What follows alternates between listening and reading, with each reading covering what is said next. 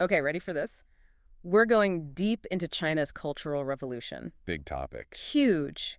Like, imagine a decade where just having a family photo could get you in trouble. 1966 to 76, a lot happened. Yeah, and we've got this thick historical text, but we're not going to bore you with the whole thing. We're pulling out what matters to you. Not just the political stuff, but how it affected people's lives. Exactly. Economy, daily life, even healthcare, it's all in here. It's a period that still shapes China today. So, gotta understand it. Let's kick off with the economy. Oh yeah, that's a wild ride. This excerpt makes it sound like total chaos, then a recovery. 1967, the drop was sharp. Factories basically stopped. Workers were at rallies, studying Mao, not making things. Makes you wonder, did any work get done in those years? Well, that's where the city versus countryside thing comes in. Ah, okay. The revolution was mainly an urban thing. Cities were a mess, but rural areas less so. So agriculture stayed kind of stable. There's a stat in here. Almost 2/3 of rural unrest was near big cities. Shows you location mattered. Like, the closer you were to the epicenter, the worse it was. Exactly. And that rural-urban split, it keeps coming up. Affects everything, huh? Okay, let's talk about the young people. The lost generation. Yeah, that's heartbreaking.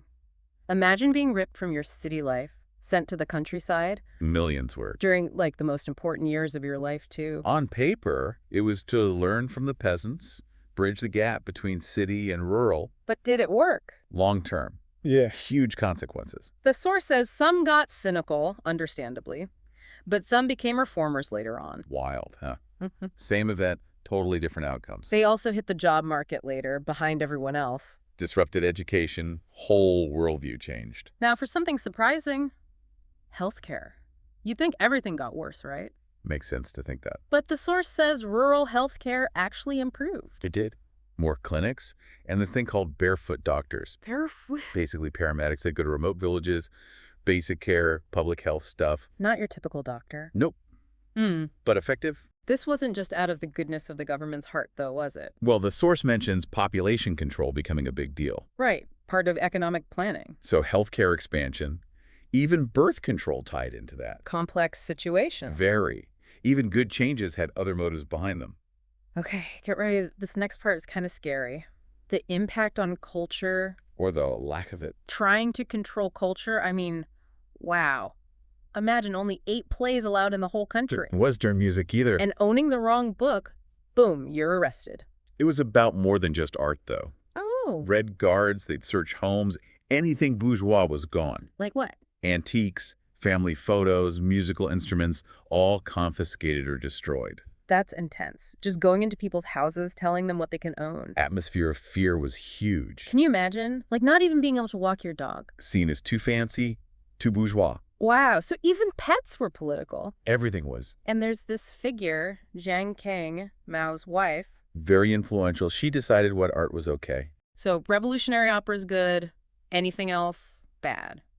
Pretty much. Yeah. Like stepping into a different world, art serving politics. Chillin' stuff. It really shows how they tried to redefine what it meant to be Chinese. But get this crackdown on old thinking, it kind of backfired. Oh, yeah. Take Confucius. Trying to discredit him actually made people more interested. Ironic. Total irony. To criticize him, scholars had to study him, so they spread his ideas. Makes sense. You got to know someone to argue against it. It's like they accidentally revived Confucius by trying to bury him. Can't kill an idea, huh? Okay, so the cities. This excerpt, it's not just about politics. Cities were a mess. Oh, yeah. Beyond a mess. Food shortages, transportation down, violence in the streets. It affected everyone. Daily life was disrupted. The Red Guards, they were a big part of that, weren't they? Huge. The source talks about them messing up transportation, starting strikes. It wasn't just systems, though. They went into homes, told people what they could wear, read, even think. It was about control, total control. Chilling stuff. Imagine that. Someone coming into your house, telling you what to do. It was happening all over. You couldn't even walk your dog. Seriously. Seemed too bourgeois. It's like a pet. How is that political? Everything was political.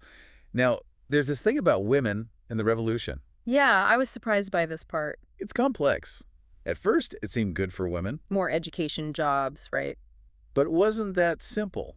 The source talks about birth control efforts being messed up. Because of Mao. Yeah, he thought linking it to the economy was too bureaucratic.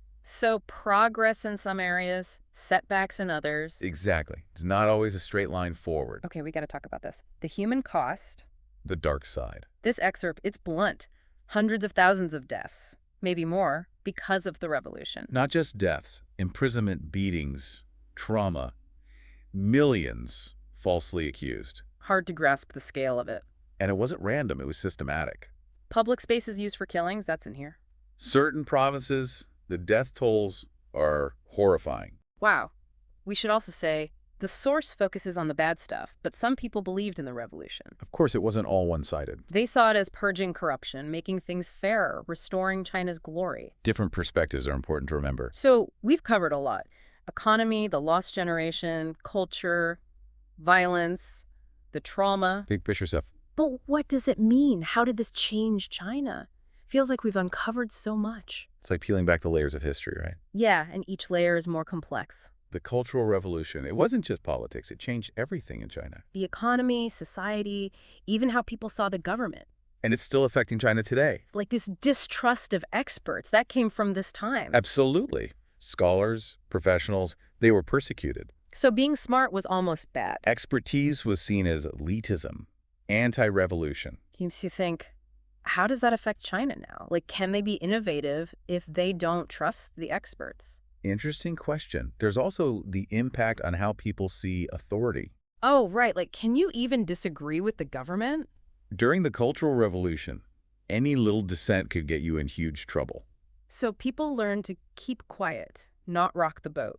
It's hard to have open debate after that kind of experience. And what about how China remembers this? The official story is still tightly controlled. So many unanswered questions, people silenced. Coming to terms with the past is difficult, admitting mistakes. This excerpt makes me wonder, can any revolution really control people's minds? Good question. They tried to erase old thinking, but it didn't work. People still held on to their traditions, their beliefs. They mourned their ancestors in secret, kept their faith hidden. It's like trying to hold back a flood. You can't do it forever. Exactly. Human nature is powerful. So wrapping up this deep dive, what's the big takeaway here? That this isn't just ancient history. The Cultural Revolution still matters today. It shaped China, and its effects are still felt. By understanding the past, we understand the present better. We've only scratched the surface, but hopefully this gives you a new perspective. It's a story of chaos and resilience, tragedy and change. And it's still unfolding.